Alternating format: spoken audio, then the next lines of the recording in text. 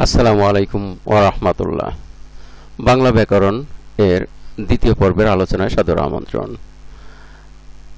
আমরা আজকে আলোচনা করব ব্যাকরণের আলোচ্য বিষয় কি কি রয়েছে এবং তার ভিত্তিতে কিছু অনুশীলনমূলক প্রশ্নের সমাধান করব। তো শুরু করি। বাংলা ব্যাকরণের আলোচ্য বিষয়। ভাষা হলো বাক্যের সমষ্টি। বাক্য গঠিত হয় শব্দ দিয়ে, আবার শব্দ তৈরি হয় ধ্বনি দিয়ে।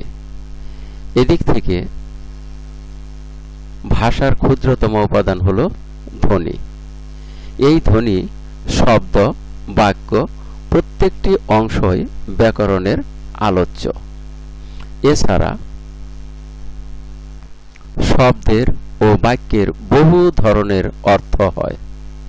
সেসব অর্থ নিয়েও ব্যাকরণে আলোচনা করা হয়। ব্যাকরণের এসব আলোচ্য বিষয় বিভক্ত হয় অন্তত 4টি ভাগে, যথা ধ্বনিতত্ত্ব, রূপতত্ত্ব, বাক্যতত্ত্ব ও অর্থতত্ত্ব। আমরা দেখি অনুশীলনমূলক প্রশ্নের মধ্যে কি কি রয়েছে। এখানে বলা হয়েছে ভাষার ক্ষুদ্রতম উপাদান ধ্বনি, অক্ষর, শব্দ, বাক্য। আমরা এই যে আলোচনা করলাম, এখানে আমরা কি দেখতে পাচ্ছি? ভাষার ক্ষুদ্রতম উপাদান হলো ধ্বনি। তাহলে আমরা এই প্রশ্নটির উত্তর লিখতে পারি যে এটা হবে ক, ধ্বনি।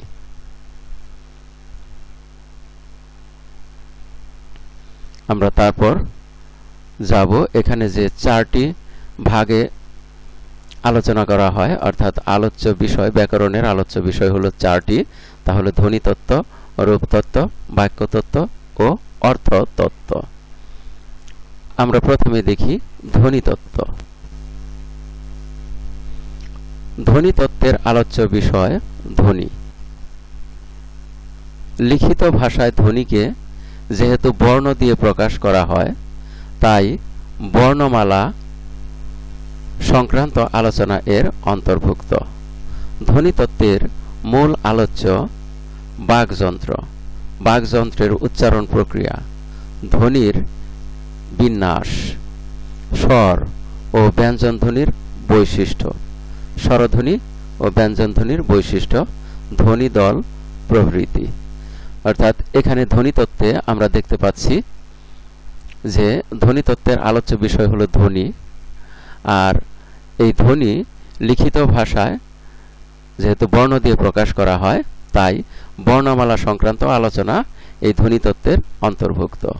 আর ধ্বনিতত্ত্বের মূল আলোচ্য বিষয় হলো বাকযন্ত্র, বাকযন্ত্রের উচ্চারণ প্রক্রিয়া, ধ্বনির বিন্যাস, স্বর ও ব্যঞ্জনধ্বনির বৈশিষ্ট্য আর ধ্বনিদল ইত্যাদি।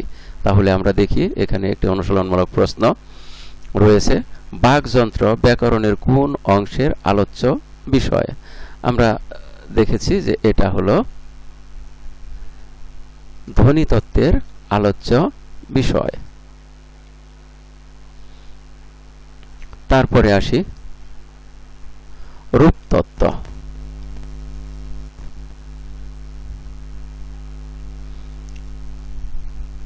রূপতত্ত্বে শব্দ ও তার উপাদান নিয়ে আলোচনা করা হয়। এই আলোচনায় বিশেষ্য, সর্বনাম, বিশেষণ, ক্রিয়া, ক্রিয়া বিশেষণ ইত্যাদি স্থান পায়। বিশেষ গুরুত্ব পায় শব্দ গঠন প্রক্রিয়া। তাহলে রূপতত্ত্বের মূল আলোচ্য বিষয় হলো শব্দ ও তার উপাদান। শব্দগুলোর মধ্যে আছে বিশেষ্য, সর্বনাম, বিশেষণ, ক্রিয়া, ক্রিয়া বিশেষণ ইত্যাদি। এবং এই রূপতত্ত্বে বিশেষ গুরুত্ব পায় হলো শব্দ গঠন প্রক্রিয়া। আমরা দেখি অনুশীলনমূলক প্রশ্ন রয়েছে কিনা। শব্দের অর্থ ও অর্থবৈচিত্র্য নিয়ে আলোচনা করে ধ্বনিতত্ত্ব, রূপতত্ত্ব, অর্থতত্ত্ব ও বাক্যতত্ত্ব। তাহলে শব্দের অর্থ নিয়ে আলোচনা করে এরকম কিছু আমরা এখানে রূপতত্ত্বে পাইনি। রূপতত্ত্বে হলো শব্দ গঠন প্রক্রিয়া নিয়ে আলোচনা করা হয়, আর শব্দের উপাদান, শব্দ এবং শব্দের উপাদান নিয়ে আলোচনা করা হয়। তাহলে আমরা দেখি বাক্যতত্ত্বে কি রয়েছে।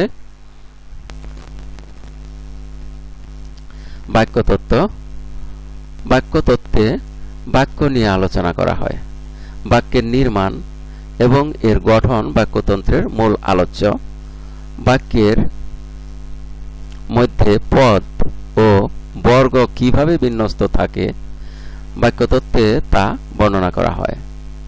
এছাড়া এক ধরনের বাক্যকে অন্য ধরনের বাক্যে রূপান্তর, বাক্যের বাচ্য, উক্তি ইত্যাদি বাক্যতন্ত্রের আলোচ্য বিষয়।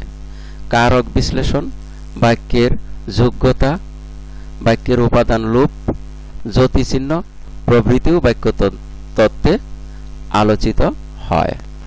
তাহলে আমরা দেখলাম যে বাক্যতত্ত্বে আলোচিত হয় বাক্যের নির্মাণ এবং গঠন, অর্থাৎ বাক্য নিয়ে, বাক্য কিভাবে গঠিত হয়েছে তা নিয়ে, এবং কি কি উপাদান নিয়ে অর্থাৎ বাক্য গঠিত হয়েছে তা নিয়ে। বাক্যের মধ্যে পদ এবং বর্গ কিভাবে বিন্যস্ত তা নিয়ে। এছাড়াও বাক্যে বাচ্য, উক্তি ইত্যাদি এই বাক্যতত্ত্বের আলোচ্য বিষয়। কারক বিশ্লেষণ, বাক্যের যোগ্যতা, বাক্যের উপাদান লোপ, জ্যোতিচিহ্ন প্রভৃতি বাক্যতত্ত্বে আলোচিত হয়। আমরা দেখি অর্থতত্ত্বে কি রয়েছে। অর্থতত্ত্ব, ব্যাকরণের যে অংশে শব্দ, বর্গ ও বাক্যের অর্থ নিয়ে আলোচনা করা হয় সেই অংশের নাম অর্থতত্ত্ব। একে বাগর্থতত্ত্বও বলা হয়। বিপরীত শব্দ, প্রতিশব্দ, শব্দজোড়, বাগধারা প্রভৃতি বিষয় অর্থতত্ত্বের অন্তর্ভুক্ত। এছাড়া শব্দ, বর্গ ও বাক্যের ব্যঞ্জনা নিয়েও ব্যাকরণের এই অংশে আলোচনা থাকে। তাহলে অর্থতত্ত্বে দেখা যাচ্ছে যে শব্দ, বর্গ ও বাক্যের অর্থ নিয়ে আলোচনা করা হয়, আর একে বাগর্থতত্ত্বও বলে। এখানে বিপরীত শব্দ, প্রতিশব্দ, শব্দজোড়, বাগধারা প্রভৃতি বিষয় এর অন্তর্ভুক্ত। এছাড়া শব্দ, বর্গ ও বাক্যের ব্যঞ্জনা নিয়েও এই অংশে আলোচনা করা হয়। তাহলে আমরা এখন দেখি কি প্রশ্ন রয়েছে এখানে। শব্দের অর্থ ও অর্থ বৈচিত্র্য নিয়ে আলোচনা করে।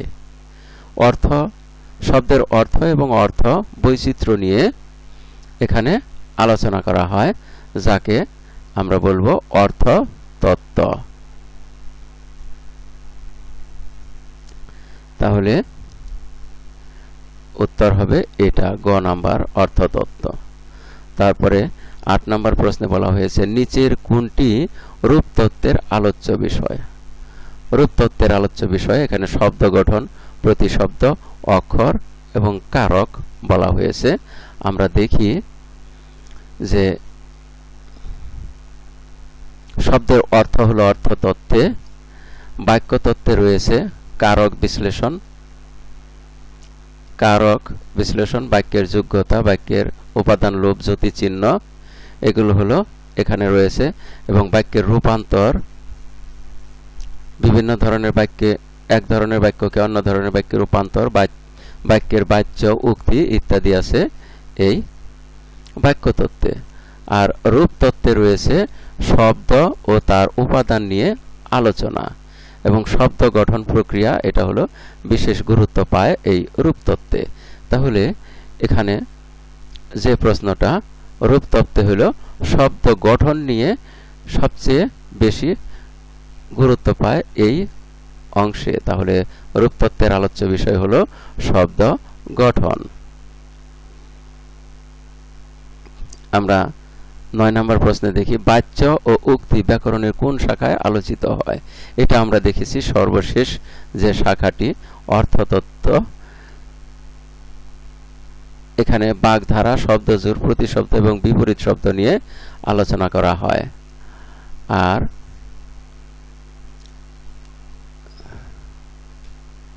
এখানে বলা হয়েছে বাচ্য ও উক্তি।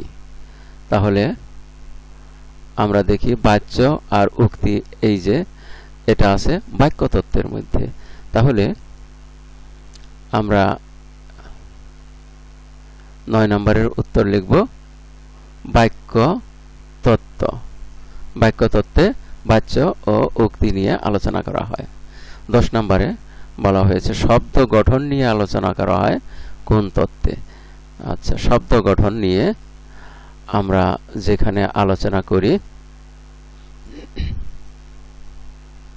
এখানে অর্থ নিয়ে আলোচনা করা হয় শব্দের, এটা হলো অর্থতত্ত্ব। বাক্যতত্ত্বে বাক্যের গঠন নিয়ে আলোচনা করা হয়, আর রূপতত্ত্বে শব্দ ও তার উপাদান নিয়ে অর্থাৎ শব্দ গঠন নিয়ে আলোচনা করা হয়। আর ধ্বনিতত্ত্বে আলোচনার বিষয় হলো ধ্বনির বিন্যাস, স্বর, স্বরধ্বনি, ব্যঞ্জনধ্বনি ইত্যাদি, বাকযন্ত্র ইত্যাদি আলোচিত বিষয়। তাহলে শব্দ গঠন নিয়ে আলোচনা করা হচ্ছে